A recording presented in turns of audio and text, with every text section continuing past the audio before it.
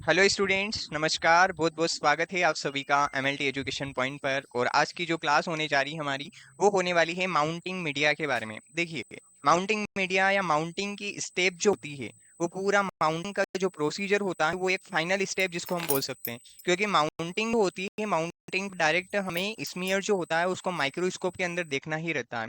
तो माइक्रोस्कोप के अंदर ऑब्जर्वेशन करने से पहले हम एक स्टेप का यूज करते हैं। वो स्टेप होती है आपकी माउंटिंग मीडिया या माउंटिंग। तो माउंटिंग जो प्रोसेस है, वो माइक्रोस्कोपिक ऑब्जर्वेशन से पहले की जाती है।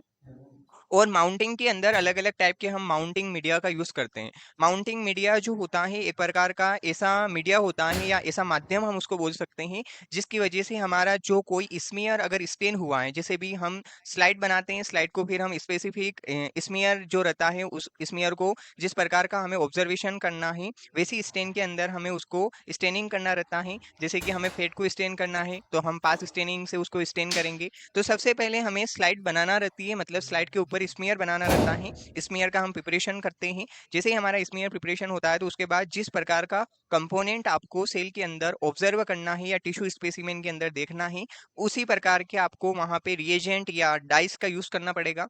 जैसे ही हम स्टेनिंग कर देते हैं, तो फिर हम वॉश करते हैं। वॉश करने के बाद फिर हम डिहाइड्रेशन की प्रोसेस करते हैं।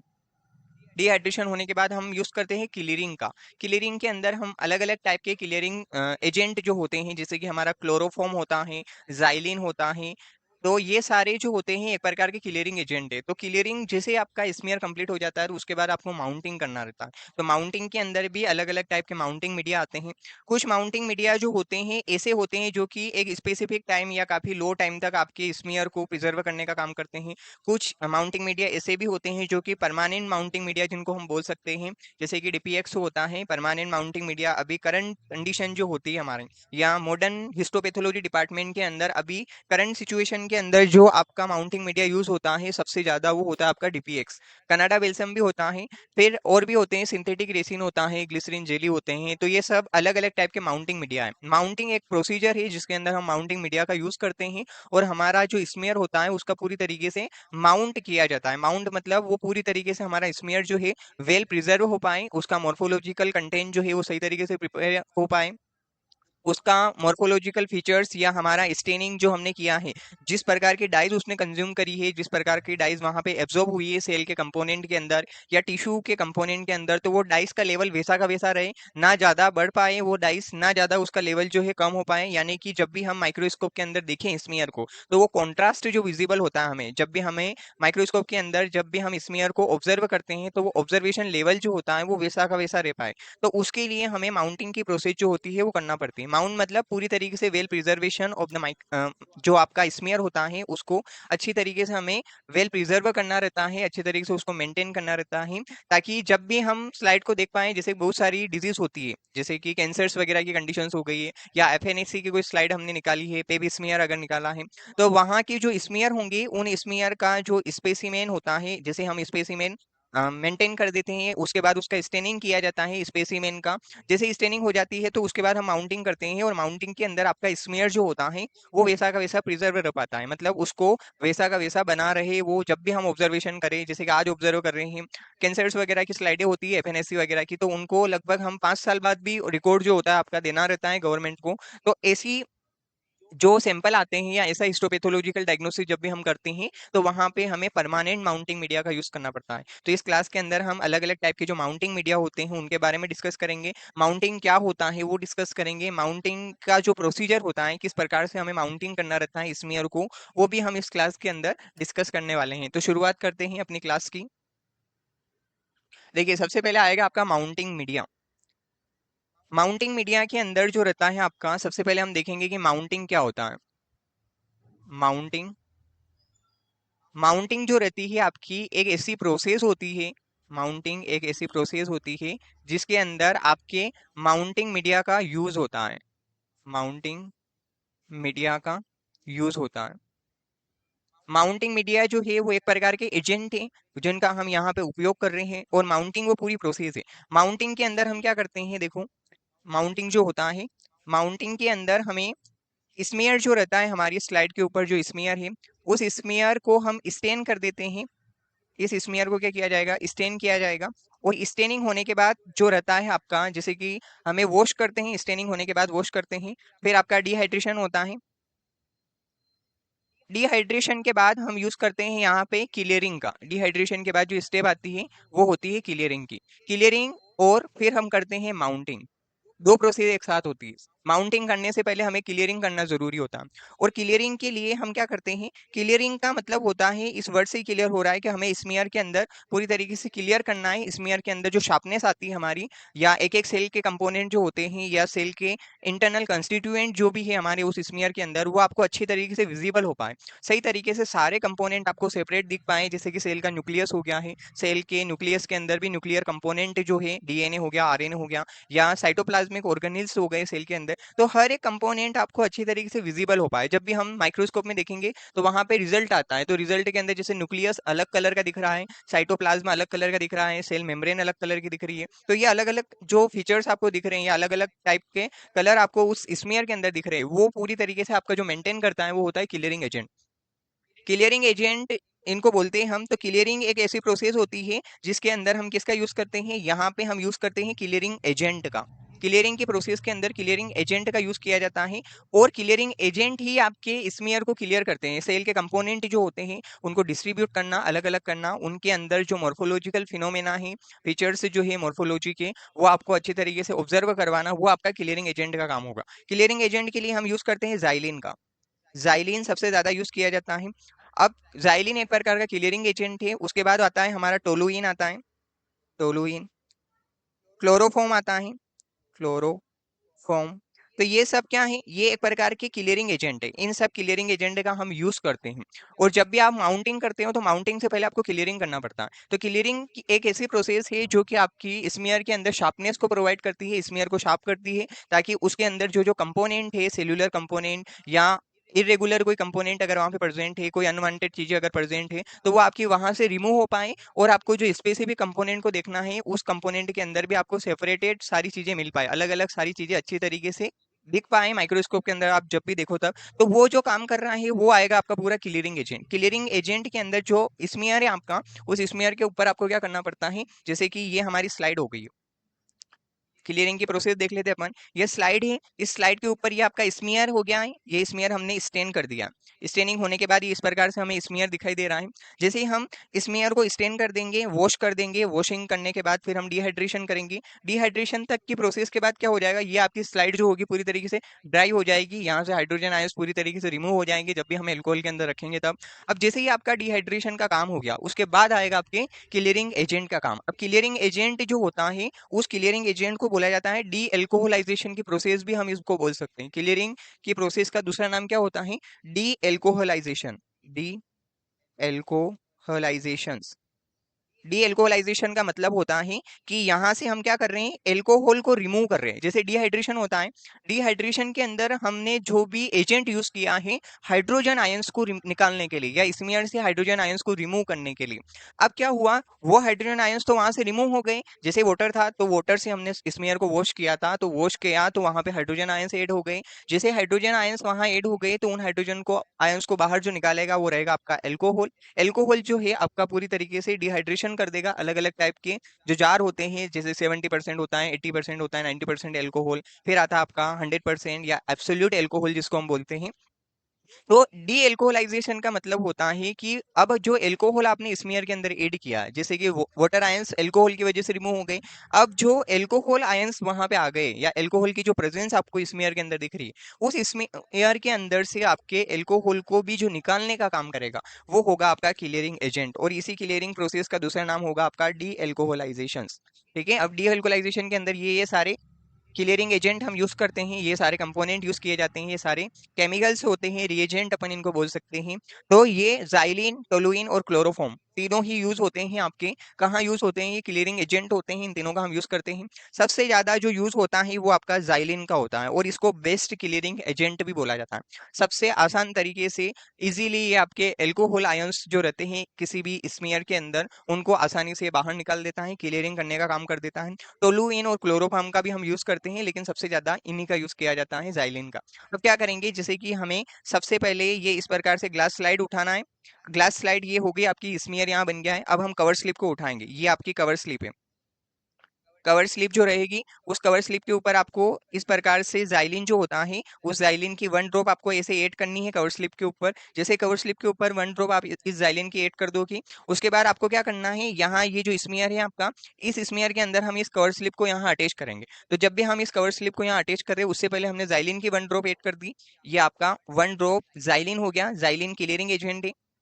जैसे ही आपने जाइलिन की 1 ड्रॉप ऐड करी, उसके बाद आपको क्या करना है, जिस प्रकार भी आप माउंटिंग मीडिया यूज करते हो, जैसे कि डीपीएक्स होता है, कनाडा बेल्सम, अलग अलग टाइप के माउंटिंग मीडिया आएंगे। तो जो भी आपको सुटेबल माउंटिंग मीडिया वहां यूज करना है, उसके आपको क्या करना पड़ेगा, 2 ड्रॉप वहां ऐड करनी पड़ेगी। 1 ड्रॉप हमने जाइलिन की ऐड करी, तो 2 ड्रॉप हम किसके यूज करेंगे यहाँ पे, डीपीएक्स की। जैसे कि हमें डीपीएक्स माउंटिंग मीडिया से माउंट करना है, तो 2 ड्रॉप हम क्या कर देंगे, इसके 2 ड्रॉप जो रहेगी डीपीएक्स से, कि हम कवर स्लिप पे अटैच कर देंगे। जैसे कवर स्लिप के ऊपर हमने 1 ड्रॉप जाइलिन की ऐड करी, 2 ड्रॉप हमने डीपीएक्स की ऐड कर दी। अब हम क्या करेंगे, ये जो स्मीयर रहेगा, इस स्मीयर के ऊपर इस कवर स्लिप को पूरी तरीके से अटैच कर दिया जाएगा। जैसे ही ये स्मीयर कवर स्लिप जो है, ये इस स्मीयर के ऊपर हमने अटैच करी, उसके बाद हमें हल्का सा थंब की हेल्प से प्रेस करना है, हल्का सा, जहां हमने कवर स्लिप अटैच करी है स्मीयर के ऊपर, जैसा स्मीयर का साइज है वैसा ही आपको कवर स्लिप जो है वहां पे यूज करना है। कवर स्लिप जब भी हम स्मीयर के ऊपर ऐड करेंगे, यानी कि स्लाइड के ऊपर जब भी हम अटैच करेंगे, उससे पहले हमें जो रहेगा आपका डीपीएक्स माउंटिंग मीडिया से हम माउंट कर रहे हैं यहाँ पे, जो भी आपका क्लियरिंग एजेंट है और जो भी आप वहाँ पे माउंटिंग मीडिया यूज कर रहे हो, उन दोनों को आपको यहाँ ऐड करना पड़ता है इस कवर स्लिप के ऊपर। जैसे आप कवर स्लिप के ऊपर ऐड कर देते हो, तो उस कवर स्लिप को आपको वापस से यहाँ पे क्या करना पड़ता है, अटैच करना पड़ता है स्मीयर के ऊपर। जैसे हम जो कवर स्लिप रहेगी वो आपकी स्मीयर से अटैच होगी, ऐड हो गया वहाँ पे, स्लाइड के ऊपर हम कवर स्लिप को रखेंगे। जैसे हम यहाँ रख देंगे, तो फाइनल स्टेप जो रहेगी यहाँ पे, ये आपका माउंटिंग कंप्लीट हो गया है। ये पूरा माउंटिंग का प्रोसीजर होता है। जैसे माउंटिंग कंप्लीट हुआ, तो फिर हमें इसको आखिरी में जाके माइक्रोस्कोप के अंदर देखना ही रहता है। तो माइक्रोस्कोपिक ऑब्जर्वेशन हम कर देते हैं। लास्ट स्टेप आती है आपकी माइक्रोस्कोपिक ऑब्जर्वेशंस की। माइक्रोस्कोप के अंदर हमें देखना है स्लाइड को, तो ये पूरा प्रोसीजर आएगा। तो जब भी हम माउंटिंग करते हैं, तो उससे पहले हमें क्लियरिंग करना रहता है। वो क्लियरिंग और माउंटिंग दोनों जो स्टेप होती है आपके साथ में होती है। पहले हम क्लियरिंग एजेंट का यूज करते हैं, फिर हम माउंटिंग मीडिया का यूज करते हैं। तो ये पूरी प्रोसेस है माउंटिंग की। अब माउंटिंग मीडिया जो होते हैं अलग अलग होती हैं आपके। अब यहाँ देख लेते हैं हम कि कोई भी माउंटिंग मीडिया होता है, जैसे कि आपका यहाँ पे आएगा एक डीपीएक्स माउंटिंग मीडिया आएगा, कनाडा बेल्सम होता है, कनाडा बेल्सम, सिंथेटिक रेसिन होता है,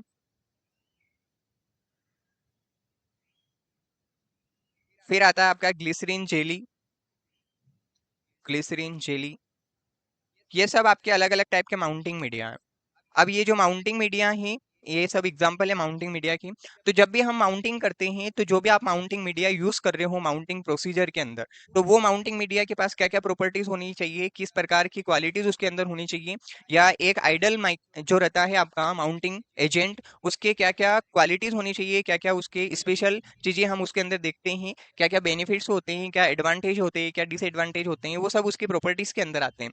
तो जो भी एक आइडल माउंटिंग मीडिया आपका यूज होता है, उसकी कुछ प्रॉपर्टीज होती है, वो सारी प्रॉपर्टीज अपन देख लेते हैं। सबसे पहले है कि आपका जो माउंटिंग मीडिया आप यूज कर रहे हैं, उस माउंटिंग मीडिया का जो पीएच होता है, सबसे पहले आता है आपका पीएच। तो पीएच जो रहता है, वो पीएच होना चाहिए आपका न्यूट्रल। कोई भी माउंटिंग मीडिया आप यूज कर रहे हैं, वो माउंटिंग मीडिया न्यूट्रल होना चाहिए। अब न्यूट्रल पीएच मतलब 7.0। ना तो ये एसिडिक होता है, ना ये एल्केलाइन होता है, ठीक है, ना तो ये अम्लीय होता है, ना ये क्षारीय होता है। ये बिल्कुल सामान्य होता है, न्यूट्रल जिसको हम बोल सकते हैं। तो न्यूट्रल पीएच आपका होना चाहिए, किसका, माउंटिंग मीडिया का। अब क्या होगा, ये पीएच न्यूट्रल क्यों होना चाहिए, न्यूट्रल पीएच कितना होता है, 7.0। अगर ये आपका एसिडिक होगा, जैसे कि अगर आपका जो भी माउंटिंग मीडिया आप यूज कर रहे हो वो एसिडिक होगा, तो ये क्या करेगा, फिर जो भी आपका सेल्यूलर कंपोनेंट है जिसको भी आपने स्टेन किया है, जो स्टेन सेल्स होगी, जब भी आप सेल की स्टेनिंग कर रहे हैं, उस स्टेनिंग के जो कंपोनेंट होते हैं, उन कंपोनेंट के ऊपर ये क्या करेगा, इफेक्ट करेगा। और वहां पे हम क्या करेंगे, सही तरीके से ऑब्जर्वेशन नहीं कर पाएंगे। हमें जो भी कंपोनेंट को ऑब्जर्व करना है, या जिसकी क्वांटिटीज या क्वालिटीज हमें देखना है अच्छी तरीके से, वो आपकी ऑब्जर्व नहीं हो पाएगी। अगर ये एल्केलाइन हो गया है, तो भी हमारा जो रहेगा स्टेनिंग, उसके ऊपर ये इफेक्ट करेगा। स्टेनिंग रिजल्ट जो होता है वो आपका एक्यूरेट नहीं देख पाओगे। यहाँ पे क्या होगा, accurate pathological, accurate pathological condition is not identified. अगर ये सही तरीके से नहीं रहा, आपका न्यूट्रल नहीं हो पाया है, तो यहाँ पे क्या होगा, फिर आप जो एक्यूरेट डायग्नोसिस आपको करना है पेशेंट का, हिस्टोपैथोलॉजिकल इन्वेस्टिगेशन जो करना है वो आप एक्यूरेट लेवल पे नहीं कर पाओगे, मतलब प्रॉपर आइडेंटिफिकेशन आपका नहीं हो पाएगा। तो ये क्या करता है, ये न्यूट्रल होता है। ये स्टेनिंग के अंदर जो भी रिएक्शंस आपने यूज करी है या जो भी रिएक्टिव कंपोनेंट वहां पे यूज करे, जैसे कि रिएजेंट यूज करें आपने, तो वो रिएजेंट जिस प्रकार से उस सेल के कंपोनेंट के साथ रिएक्ट कर रहे हैं उनको वैसा का वैसा मेंटेन करना आपका माउंटिंग मीडिया करता है। तो माउंटिंग मीडिया का सबसे पहला प्रॉपर्टीज आती है आपकी पीएच की। तो पीएच आपका न्यूट्रल रहता है यहाँ पे। उसके बाद आता है सेकेंड चीज, हम देखते हैं कि कोई भी माउंटिंग मीडिया होता है तो उसका एक रिफ्रैक्टिव इंडेक्स होता है। क्या होता है? Refractive index. अब ये जो रिफ्रैक्टिव इंडेक्स होता है वो रिफ्रैक्टिव इंडेक्स से जो रहता है किसी भी माउंटिंग मीडिया का, वो होता है आपका 1.52 से लेकर 1.54। ये एक बेसिक रिफ्रैक्टिव इंडेक्स की रेंज अपन बोल सकते हैं। अब ये रिफ्रैक्टिव इंडेक्स से क्या होता है, देखो, ये रिफ्रैक्टिव इंडेक्स से जो होता है आपका, जैसे कि जब भी हम स्मीयर को माइक्रोस्कोप के अंदर देखते हैं तो ये आपकी हो गई, ये आपकी माइक्रोस्कोपिक स्टेज हो गई, इसको अपन बोल देते हैं। ये क्या हो गई हमारी माइक्रोस्कोप स्टेज, माइक्रोस्कोप की स्टेज। ये मैकेनिकल स्टेज जिसको हम बोलते हैं, ये आपकी मैकेनिकल स्टेज हो गई। अब यहाँ पे क्या है, ये आपकी लाइट जो है यहाँ से ट्रांसफर हो रही है, यहाँ से जो रहता है ये इस प्रकार से आपका लाइट जो होता है इस स्टेज के अंदर आता है। यहाँ पे आपका एक फ्री जो रहता है इसको अपन बोलते हैं स्लाइड होल्डर। इसको क्या बोला जाता है?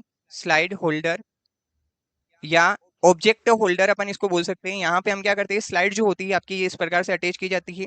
ये अपनों ने यहाँ पे क्या किया, ये स्टेज हो गई। इस स्टेज के यहाँ पे अपनों ने ये स्लाइड अटैच कर दी है, ये स्लाइड को हमने यहाँ ऐड कर दिया। अब क्या होता है कि जब भी आपकी स्लाइड को ऑब्जर्व किया जाता है तो ये आपका आईपीस हो गई है। ठीक है, यहाँ से हम क्या कर रहे हैं, ये आपकी आईपीस हो गई है, ये आईपीस। यहाँ हम स्मीयर को ऑब्जर्व करेंगे तो ये जो लाइट आ रही है यहाँ से, ये जो लाइट आपकी आ रही है, लाइट माइक्रोस्कोप के अंदर आप ऑब्जर्व कर रहे हैं, यहाँ से हमारी लाइट निकलेगी। जैसे ये लाइट आएगी तो यहाँ पे क्या होगा, ये आपकी स्लाइड हो गई है, ये आपका ऑब्जेक्ट हो गया जिसको भी आपको ऑब्जर्व करना है। ये आपकी स्लाइड है, इस स्लाइड के ऊपर जो है ये आपका स्मीयर हो गया है, ये आपका स्मीयर हो गया है। स्लाइड के ऊपर ये स्टैंड स्मीयर हो गया है। अब इस स्टैंड स्मीयर जो है इसके ऊपर अपनों ने क्या कर रखा है, ये ऐसे कवर स्लिप लगा रखी है। ये कवर स्लिप अपनों ने लगा रखी है, स्मीयर को अपनों ने कवर कर रखा है। तो जो रिफ्रैक्टिव इंडेक्स का मतलब होता है कि भाई यहाँ से जो लाइट ट्रांसफर हो रही है, ये जो आपकी लाइट यहाँ से ट्रांसफर हो रही है ये कहाँ आएगी, स्मीयर के ऊपर। अब स्मीयर जो है कहाँ है, स्लाइड के ऊपर। स्लाइड और स्मीयर जो है उसके ऊपर, जैसे कि ये स्लाइड है, स्लाइड के ऊपर आपका स्मीयर बना हुआ है और स्मीयर के ऊपर आपने कवर स्लिप लगा रखी है। तो यहाँ से जो लाइट ट्रांसफर हो रही है वो किसी भी प्रकार की इरेगुलरिटीज ना हो, जैसी लाइट यहाँ से ट्रांसफर हो रही है वो पूरी की पूरी तरीके से आपकी यहाँ पे स्मीयर जो है, स्मीयर के अंदर जितने भी सेलुलर कंपोनेंट है जो स्टेन हुए हैं, उसके बाद आपने जो कवर स्लिप लगा रखी है वो कवर स्लिप, अब वो कवर स्लिप और ये जो आपका स्मीयर है और स्मीयर जो है आपका स्लाइड के ऊपर है, इन तीनों के बीच में जो है बिल्कुल सही तरीके से ऑब्जर्वेशन करवाना आपके माइक्रोस्कोपिक ऑब्जेक्ट के अंदर सही तरीके से वो दिख पाए। जैसे कि हम ग्लास होता है हमारा, मोबाइल जो होता है, मोबाइल के ऊपर अपन ग्लास लगाते हैं तो जो ग्लास होता है आपका स्क्रीन ग्लास, वो जो रहता है वो आपका एक्यूरेट लेवल पे दिखाता है कि भाई जो डिस्प्ले है आपके मोबाइल की, जो डिस्प्ले है उसके अंदर जब भी आप मोबाइल चलाते हो तो जो डिस्प्ले के अंदर जो भी आपके एप्स चल रहे हैं वो सब कहाँ है, वो आपको डिस्प्ले के ऊपर जो दिखाई दे रहा है वो आपका पूरी तरीके से आपका जो कवर ग्लास है मोबाइल का, उसकी वजह से आपको सही तरीके से वहां ऑब्जर्व हो पा रहा है। मतलब कि जो रिफ्रेक्टिव इंडेक्स जो होता है यहाँ पे, जो आपका स्मीयर है स्लाइड के ऊपर, जो स्टैंड स्मीयर है, उस स्टैंड स्मीयर का आपके कवर स्लिप के साथ और यहाँ जो लाइट ट्रांसफर हो रही है माइक्रोस्कोप के अंदर, ये जो लाइट जैसे ही ट्रांसफर होगी, जो इसकी इंटेंसिटी होगी, जैसे ये लाइट यहाँ से ट्रांसफर हुई है तो यहाँ से ये जाएगी सबसे पहले आपकी स्लाइड के ऊपर, स्लाइड के बाद ये जाएगी आपकी स्मीयर के ऊपर और स्मीयर के बाद ये कहाँ जा रही है, कवर स्लिप के ऊपर। तो ये जो लाइट ये ट्रांसफर हो रही है ये सही तरीके से सेल के कंपोनेंट को आई पीस तक दिखा पाए। मतलब रिफ्रेक्टिव इंडेक्स जो होता है वो पूरी तरीके से सेल या टिश्यू कंपोनेंट जो होते हैं उनकी विजिबल लेवल को दिखाता है, मतलब वो किस प्रकार से दिखाई दे रहे हैं। अब रिफ्रैक्टिव इंडेक्स जो होता है पूरी तरीके से सेल के कंपोनेंट आपको जैसे वो एक्यूरेट लेवल पे हैं वैसे के वैसे दिखाई देने चाहिए। अगर रिफ्रैक्टिव इंडेक्स आपका यहाँ पे नॉर्मल नहीं रहेगा तो ऐसी कंडीशन में जब आप माइक्रोस्कोप के अंदर ऑब्जर्वेशन करोगे तब आपका जो टिश्यू कंपोनेंट जो रहेगा वो आपका सही तरीके से ऑब्जर्व नहीं हो पाएगा। मतलब जो स्मीयर स्टेन अपनों ने किया है उस स्मीयर के अंदर जो भी कंपोनेंट है वो आपको सही तरीके से विजिबल होनी चाहिए आई पीस के अंदर, यानी कि जब भी आप माइक्रोस्कोपिक ऑब्जर्वेशन जब भी आप करते हो तो आपको जो सेल के कंपोनेंट है वो सही तरीके से यहाँ पे दिखने चाहिए। ये यहाँ पे हम क्या कर रहे हैं, ये हमारी आईज है, यहाँ पे हम ऑब्जर्व कर रहे हैं। तो जब भी हम माइक्रोस्कोप के अंदर ऑब्जर्वेशन करें तो यहाँ से जो लाइट जा रही है लाइट इस स्मीयर के अंदर आएगी, मतलब इस स्मीयर के अंदर आने से पहले ये ग्लास स्लाइड के ऊपर आएगी। जैसे ग्लास स्लाइड के ऊपर आएगी तो फिर ये कहाँ जाएगी, ये स्मीयर के अंदर आएगी। स्मीयर के बाद ये कहाँ ट्रांसफर हो रही, कवर स्लिप के ऊपर, और कवर स्लिप के बाद डायरेक्ट हमें आईपीस के अंदर जो ऑब्जर्वर कर रहे हैं ऑब्जर्वर को यहाँ पे दिखाई दे रहा।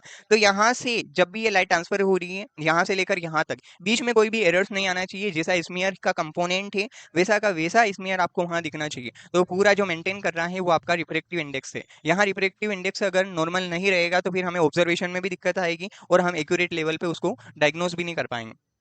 तो सेकंड स्टेज जो आती है प्रॉपर्टीज, वो आती है आपकी रिफ्रैक्टिव इंडेक्स की। तो एक गुड माउंटिंग मीडिया का रिफ्रैक्टिव इंडेक्स जो होता है वो इतना होता है 1.52 से लेकर 1.54 जो रहता है एक माउंटिंग जो मीडिया होता है उसका रिफ्रैक्टिव इंडेक्स रहता है। इसके बाद थर्ड चीज जो आती है हमारी, ये दोनों तो प्रॉपर्टीज हो गई है। अब थर्ड प्रॉपर्टीज आती है आपकी जो माउंटिंग मीडिया होता है उसकी थर्ड प्रॉपर्टीज जो रहती है कि आपका माउंटिंग मीडिया जो रहता है, ये जो भी आप माउंटिंग मीडिया यूज कर रहे हो, माउंटिंग मीडिया विल बी या should be miscible with clearing agent.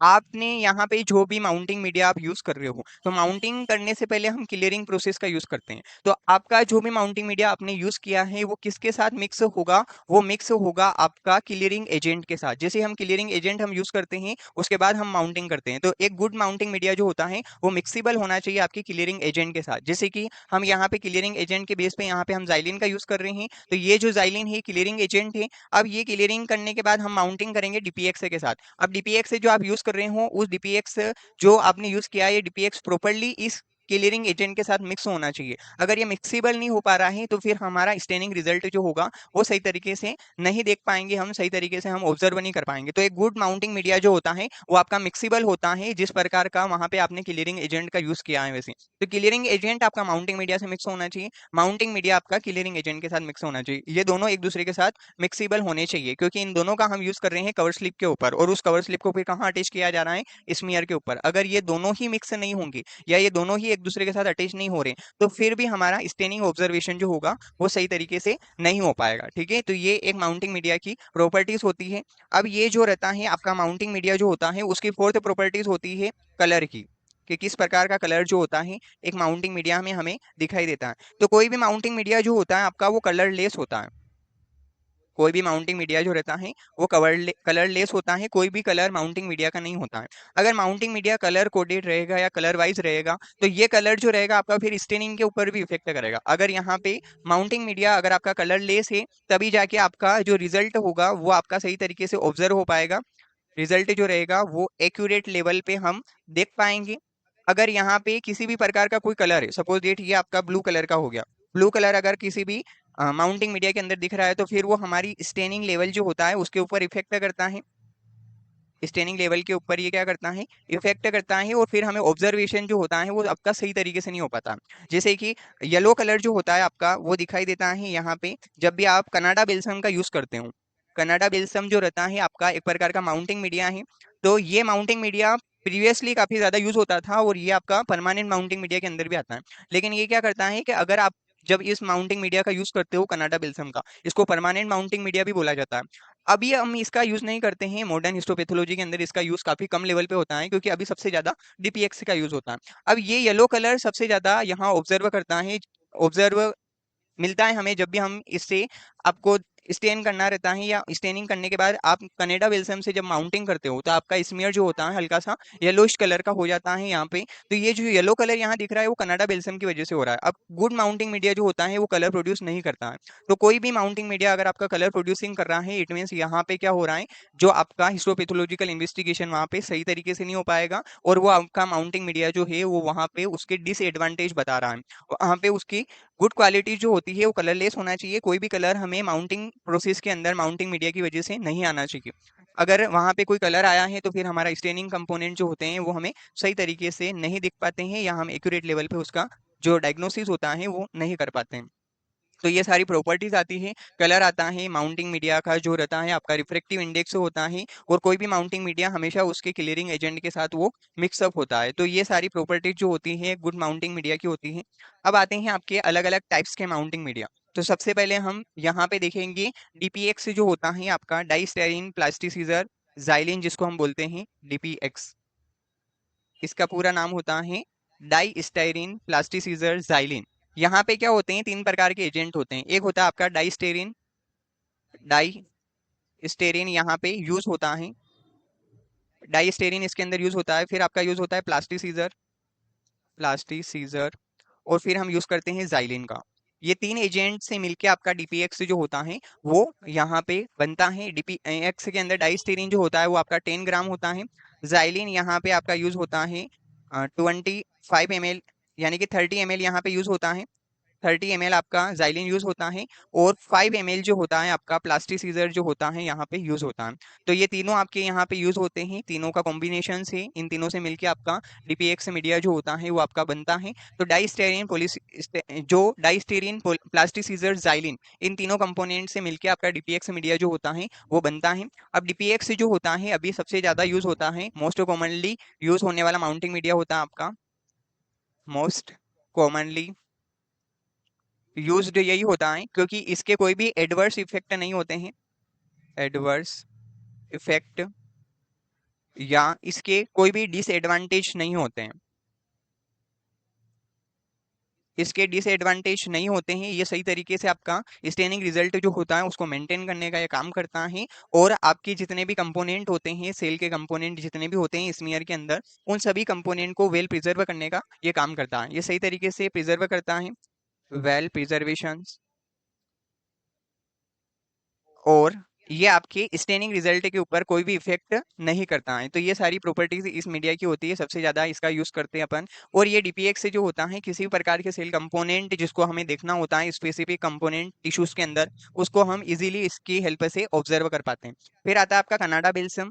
Canada बेल्सम जो होता है वो भी आपका परमानेंट माउंटिंग मीडिया होता है, परमानेंट माउंटिंग मीडिया इसको बोलते हैं अपन कनाडा बिल्सम को। और इसका एक डिसएडवांटेज ये होता है कि ये आपके स्टेनिंग रिजल्ट को हल्का सा येलो कलर का जो रहता है आपका वो दिखाई देता है जब भी आप इससे स्टेन करते हो। और स्टेनिंग करने के बाद माउंटिंग जब आप कनाडा बिल्सम से करते हो तो आपका स्मीयर जो होता है हल्का सा येलोइश कलर का होता है। रेड येलो कलर जो होता है हमें यहाँ पे माइक्रोस्कोप के अंदर जब भी हम देखेंगे तब ये दिखाई देगा। तो ये भी आपका कनाडा बिल्सम जो होता है परमानेंट माउंटिंग मीडिया होता है। लेकिन अभी मॉडर्न हिस्टोपैथोलॉजी के अंदर सबसे ज्यादा आपका परमानेंट माउंटिंग मीडिया के बेस पे भी हम डीपीएक्स का ही यूज करते हैं। डीपीएक्स भी आपका परमानेंट के अंदर आता है, क्योंकि यहाँ पे भी जब भी आप जैसे कि एफएनएससी वगैरह आता है आपका, एफएनएससी या पेप स्मीयर वगैरह की आप जब स्टेनिंग करते हैं तो वहां पे हमें डीपीएक्स का हम वहां पे यूज कर सकते हैं। लेकिन कनाडा बेल्सम का भी हम यहाँ पे यूज कर सकते हैं, लेकिन यहाँ पे जो कलर होता है आपके सेल कंपोनेंट का वो हल्का सा येलोइश कलर का हो जाता है, क्योंकि ये कलर प्रोड्यूस करने लग जाता है। और कोई भी माउंटिंग मीडिया हमेशा कलर लेस होना चाहिए, उसको आइडल प्रॉपर्टीज उसकी शो होती है। या एक आइडल जो माउंटिंग मीडिया होता है वो कभी भी कलर प्रोड्यूस नहीं करता है, लेकिन धीरे धीरे ये क्या करता है, ये आपके स्टेनिंग रिजल्ट के ऊपर कलर प्रोड्यूस करना शुरू कर देता है। इसके साथ ही ये क्या करता है कि जब भी आपके एनवायरमेंटल चेंजेस होते हैं, एनवायरमेंट जो होता है आपका, वो जो चेंजेस होते हैं वो आपके स्टेनिंग रिजल्ट के ऊपर इफेक्ट नहीं करने चाहिए। लेकिन यहाँ पे एनवायरमेंट चेंज होते हैं, जैसे कि अगर आपका एक्सटर्नल टेम्परेचर लेवल हाई हो गया है, टेम्परेचर लेवल ज़्यादा बढ़ गया है, या कभी ज़्यादा टेम्परेचर लेवल डाउन हो गया है, तो ऐसी कंडीशन में वहाँ पे क्या होते हैं, कंटामिनेशन होने के चांसेस जो होते हैं बढ़ जाते हैं। अगर यहाँ पे टेम्परेचर लेवल भी बढ़ गया है तो भी हमारा स्मीयर जो होता है उसके जो नॉर्मल रेंज जो होती है उसकी, या नॉर्मल स्मीयर का जो स्ट्रक्चर है सेल के कंपोनेंट का, उनके ऊपर इफेक्ट होता है। टेम्परेचर लेवल डाउन भी हो गया तो वहाँ पे बैक्टीरियल कंपोनेंट जो होते हैं वो डेवलप होना शुरू हो जाते हैं, यानी कि कंटामिनेशन होने के चांसेस जो होते हैं यहाँ पे बढ़ जाते हैं। तो ऐसी कंडीशंस में हमारा सेल जो रहता है, सेल कंपोनेंट, उनके बीच में भी क्या होता है, यहाँ पे वेरिएशंस हमें देखने को मिल सकता है। तो इसी कंडीशन से प्रिवेंट करने का काम ये करता है आपका कनाडा बेल्सम। लेकिन यहाँ पे ये आपको इन्वायरमेंटल फैक्टर से तो प्रिवेंट कर रहा है, लेकिन ये कलर प्रोड्यूस करेगा, इस वजह से हम इसका यूज जो होता है काफी कम लेवल पे करते हैं। तो ये सारा आपका कनाडा बेल्सम रहता है।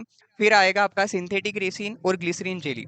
ये आपके जो रहते हैं माउंटिंग एजेंट, इनको अपन बोलते हैं। सिंथेटिक रेसिन जो रहता है ये आपका जो रहता है जैसे कि फैट स्टेनिंग होती है, फैट स्टेनिंग, तो वहां पे हम रेसिन जो रहता है आपका उसका हम यूज करते हैं, सिंथेटिक रेसिन जो रहता है उसका हम यूज कर सकते हैं। ग्लिसरीन जेली रहता है, ग्लिसरीन जेली भी आपका माउंटिंग मीडिया है, लेकिन यहाँ पे ये आपके स्मीयर को टाइमिंग पीरियड तक शॉर्ट टाइमिंग पीरियड तक ही आपके स्मीयर को प्रिजर्व कर पाता है, सेल के कंपोनेंट को ये काफी शॉर्ट टाइम तक प्रिजर्व कर पाता है। लंबे समय तक जब भी हमें माउंटिंग करना हो किसी भी स्मीयर को तब हम इसका यूज नहीं कर सकते हैं। शॉर्ट ड्यूरेशन के लिए सबसे बेस्ट काम रहता है आपका ग्लिसरीन जेली का। तुरंत हमें अगर किसी भी स्मीयर को ऑब्जर्व करना है तो वहां पे हमें माउंटिंग के लिए हम ग्लिसरीन जो रहता है आपका ग्लिसरीन उसका हम यूज करते हैं। जैसे कि बहुत सारे स्मीयर होते हैं हमारे, वेट माउंट प्रिपरेशन वगैरह होती है, वेट माउंट प्रिपरेशन जब भी हम करते हैं या कोई भी हिस्टोपैथोलॉजिकल इन्वेस्टिगेशन करवाना है, जैसे कि एक स्कोस्ट प्रिपरेशन टेक्निक आती है जब भी हमें तुरंत स्मीयर को देखना होता है, एक टीज प्रिपरेशन आता है यहाँ पे, जैसे कि स्कोस्ट प्रिपरेशन टेक्निक आती है हिस्टोपैथोलॉजी के अंदर जहाँ पे स्मीयर प्रिपरेशन हमें करना रहता है, और एक टीज्ड प्रिपरेशन आता है। ये दो प्रकार की टेक्निक्स का हम यूज करते हैं जब भी हमें स्मीयर को प्रिपेयर करना हो तब। तो वहां पे हमें क्या करना रहता है, वहां पे हमें ग्लिसरीन जेली जो होता है उसका हम यूज कर सकते हैं। वैसे सिंथेटिक रेसिन होता है, तो सिंथेटिक रेसिन जो होता है वो भी आपका एक प्रकार का माउंटिंग मीडिया है। यहाँ पे क्या होते हैं, जैसे कि बहुत सारे कंपोनेंट जो होते हैं जो अल्कोहल के अंदर सोल्यूबल नहीं हो पाते हैं, जैसे कि अल्कोहल जो रहता है आपका, फेट जो रहता है, फेट की कोई भी प्रॉपर्टीज होती है, फेट जो होता है सबसे पहली इसकी प्रॉपर्टीज रहती है कि ये आपका हाइड्रोफोबिक नेचर का होता है। फेट जो होता है आपका हाइड्रोफोबिक नेचर का होता है, लेकिन ये आपका एल्कोहल फिलिक होता है, एल्कोहल फिलिक आता है। ये आपका जब भी आपने यहाँ पे अगर एल्कोहल का जब आप यूज करते हो, जैसे क्लियरिंग एजेंट के लिए हम क्या करते हैं, एल्कोहल का यूज करते हैं, तो ये क्या करता है आपका एल्कोहल जो होता है आपके जो स्टेन पार्टिकल्स होता है जहाँ पे हमें लिपिड को स्टेन करना होता है, तो वहां पे एल्कोहल जो होता है वो आपके लिपिड्स के साथ सोल्यूबल हो जाता है, या लिपिड जो होता है आपका एल्कोहल जो होता है उसके साथ मिक्सअप हो जाता है, और ऐसी कंडीशन में एल्कोहल का हम यूज नहीं कर सकते, तो वहां पे हमें एक्वस सॉल्यूशन का यूज करना पड़ता है। एक्वस जो होता है, एक्वस सॉल्यूशन जो रहते हैं हमारे उनका हम यूज करते हैं, जैसे कि एक्वस आइसोप्रोपेनॉल होता है, आइसोप्रोपेनॉल, आइसोप्रोपेनॉल का अगर आपने यूज किया है, ये एक्वस सॉल्यूशन से, जैसे 60% आइसोप्रोपेनॉल रहता है आपका, 60% एक्वस आइसोप्रोपेनॉल सॉल्यूशन हम यूज करते हैं। तो ये आपका जैसे कि एक स्टेन आएगी सूडान ब्लैक बी स्टेन अपनों पड़ी है जो कि फेट स्टेनिंग के अंदर आती है, सूडान ब्लैक बी स्टेन। तो सूडान ब्लैक बी स्टेन के अंदर अपनों ने आइसोप्रोपेनॉल का यूज किया था, या आइसोप्रोपाइल जिसको हम बोलते हैं, आइसोप्रोपाइल एल्कोहल, आइसोप्रोपाइल एल्कोहल। तो ये क्या होता है आपका एक्वस सॉल्यूशंस होता है, कि जब भी हम एक्वस मीडिया का यूज करते हैं तो यहाँ पे सिंथेटिक रेसिन जो रहता है आपका, सिंथेटिक मीडिया एक्वस सॉल्यूशंस की हेल्प से, अगर आपने वहाँ पे डिहाइड्रेशन के लिए अगर आपने एक्वस सॉल्यूशन का यूज किया है तो वहाँ पे आपको सिंथेटिक रेसिन मीडिया जो होता है उससे हमें यहाँ पे माउंटिंग करना रहता है। तो माउंटिंग के अंदर जैसे बहुत सारी स्टेनिंग होती है वहाँ पे हमें सिंथेटिक रेसिन का यूज करना पड़ता है। तो सिंथेटिक रेसिन जब भी हम एल्कोहल का यूज नहीं कर रहे हैं अगर डिहाइड्रेशन के लिए, वहाँ किसी प्रकार अलग एजेंट का वहाँ पे यूज किया जा रहा है, किसी प्रकार के अलग एजेंट का वहाँ पे हम यूज कर रहे हैं, तो ऐसी कंडीशंस में हमें सिंथेटिक रेसिन जो होता है उससे हमें माउंट करना रहता है। सूडान ब्लैक भी इसका बेस्ट एग्जांपल है, वहाँ पे हमें जो रहता है सिंथेटिक रेसिन जो रहता है उस माउंटिंग मीडिया का हमें यहाँ यूज करना रहता है। फिर हम देखते हैं आपका अगला जो रहता है प्रोसीजर ऑफ माउंटिंग। माउंटिंग की स्टेप जो होती है बहुत कॉमन स्टेप होती है। माउंटिंग के लिए सबसे पहले हमें क्या करना रहता है कि ये आपका स्मीयर है, ये आपका after completions of dehydration, after completion of dehydration, जैसे आपका डिहाइड्रेशन कंप्लीट हुआ है उसके बाद हम स्मीयर की क्या करते हैं, क्लियरिंग करते हैं, क्लियरिंग ऑफ स्मीयर। अब जैसे ही आपका क्लियरिंग की प्रोसेस की जाती है तो क्लियरिंग के लिए हम क्या करते हैं, हमें यहाँ सबसे पहले कवर स्लिप लेनी है, कवर स्लिप। जैसे कवर स्लिप लेंगे तो उसके ऊपर हमें यहाँ पे पुट करना है, put 1 drop of xylene, xylene जो है उसकी यहाँ पे 1 ड्रॉप हमें ऐड करना है, 1 से 2 ड्रॉप भी आप यहाँ पे ऐड कर सकते हैं। 1 से 2 ड्रॉप हमें जाइलिन की ऐड करना है, कहाँ पे, पुट या ऐड जो है वो करना, हमें ऐड करना है 1 ड्रॉप किसकी, जाइलिन की। ये जाइलिन ही आपका जैसे कि आपकी कवर स्लिप हो गई है, ये कवर स्लिप है। इस कवर स्लिप के ऊपर आपने ये जाइलिन जो है, ये जाइलिन की 2 ड्रॉप आपने ऐड कर दी। जैसे हमने 2 ड्रॉप यहाँ ऐड करी है, उसके बाद हमें क्या करना है, यहाँ इसी कवर स्लिप के ऊपर आपको माउंट जो रहता है आपका, माउंटिंग मीडिया जो भी आप यूज कर रहे हैं, उस माउंटिंग मीडिया की यहाँ पे हमें 2 से 3 ड्रॉप जो है उसकी ऐड करना है। 2 से 3 ड्रॉप जो रहेगी ये आपके माउंटिंग मीडिया की हो जाएगी। तो ये यहाँ पे हमने यूज़ किया है, डीपीएक्स का हम यूज़ कर लें यहाँ पे, या कनाडा बेल्जियम का भी हम यूज़ कर सकते हैं। तो जो भी आप माउंटिंग मीडिया यूज़ कर रहे हो उसकी 2 से 3 ड्रॉप आपको इस कवर स्लिप के ऊपर अटैच करना है, ऐड करना है। जैसे ही ये कवर स्लिप आपका कंप्लीट हुआ, तो ये आपका स्लाइड है। इस स्लाइड के ऊपर ये हमारा स्मीयर है, ये स्मीयर आपका स्टेन हो गया है, ये स्टेन स्मीयर हो गया हमारा। अब इस स्टैंड स्मेयर के ऊपर हमने क्या कर दिया है, इस कवर स्लिप को हमें ऐड करना है। जैसे ये कवर स्लिप है, ये कवर स्लिप आपकी यहाँ पे ऐड हो गई है। हल्का सा थंब की हेल्प से हमें इस कवर स्लिप को यहाँ प्रेस करना है, अटैच करना है। जैसे ही अटैच यहाँ ऐड कर देंगे स्लाइड के ऊपर, हम कवर स्लिप को जैसे ही हम ऐड करेंगे, उसके बाद हमें माइक्रोस्कोप के अंदर देखना रहता है। तो फाइनल स्टेज जो रहती है आपकी यहाँ पे माउंटिंग होने के बाद माइक्रोस्कोपिक ऑब्जर्वेशन की रहती है। तो ये आपका पूरी तरीके से माउंटिंग करने का प्रोसीजर होता है। माउंटिंग जो रहती है, माउंटिंग करने की जो टेक्निक होती है स्टेनिंग के अंदर, वो इस प्रकार से आपकी परफॉर्म की जाती है। तो thank you for joining me, बहुत बहुत धन्यवाद आप सभी का। मिलते हैं अपन नेक्स्ट क्लास में एक नए टॉपिक के साथ। तो बने रहिए आप एमएलटी एजुकेशन पॉइंट के साथ।